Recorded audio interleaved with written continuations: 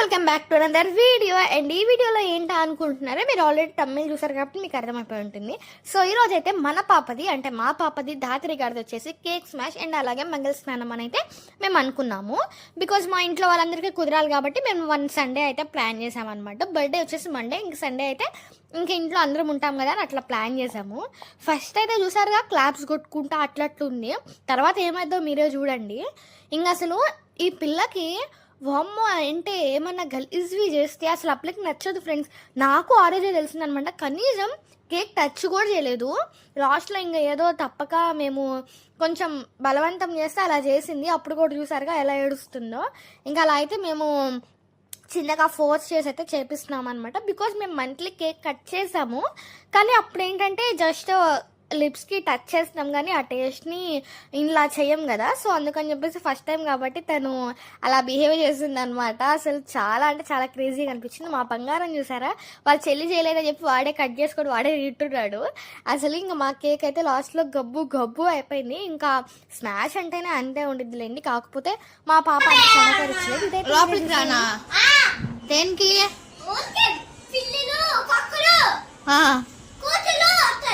వస్తాయా వాడు చెప్పినా కానీ నేను లోపలికి వెళ్ళదని తలుపేసేసాడనమాట. తర్వాత నేను అంతా చూస్తా ఉన్నా వస్తాడా రాదా అని. పాపం వాడి నా మీద మళ్ళీ చిన్నమ్మ అని పిలుచుకుంటే తలుపు అయితే చూసి జాంకాయలో అని సాంగ్ పాడుతున్నాడు. ఇంకా సాయంత్రం అయిపోయింది. ఇంకా మంగళ స్నానంకి అయితే స్టార్ట్ చేసామన్నమాట. ఇంకొక టబ్లో వాటర్ అండ్ ఫ్లవర్స్ అండ్ పాలు పోసాము. పాలు ఎందుకంటే కొంచెం వైట్గా కనిపిస్తాయి కదా, సో అందుకని చెప్పేసి ప్యాకెట్ పాలు కూడా పోసేసామన్నమాట. ఇంకా స్టార్ట్ అయితే చేస్తున్నాం. చిన్న చిన్నగా ఫ్లవర్స్ అవన్నీ వేస్తున్నాము. మార్నింగ్ అలా చేస్తుంది. మరి మా పాప ఇప్పుడెంత సహకరించుతో మీరే చూసేయండి. ఇంకా వెనకాలైతే గ్రీన్ అంటే ఇప్పుడు అవి కొంచెం ట్రెండింగ్ అయినాయి కదా, అవైతే వేసామన్నమాట. ఒక క్లాత్ లాంటిది, గ్రీన్ క్లాత్. సో అలాంటిది వేసి కింద అయితే ఇలా ప్లాస్టిక్ ఫ్లవర్స్తో అయితే డెకరేట్ చేసాము. మరి ఆ పిల్ల ఎంత వరకు సహకరించింది మనకి అనేది మనం చూడాలి. ఇంక ఇలాంటిది ఒక అంటే వైట్ కలర్ అయితే బాగుంటుంది పిల్లలకి అని చెప్పేసి నేనే ఆలోచించాను అనమాట.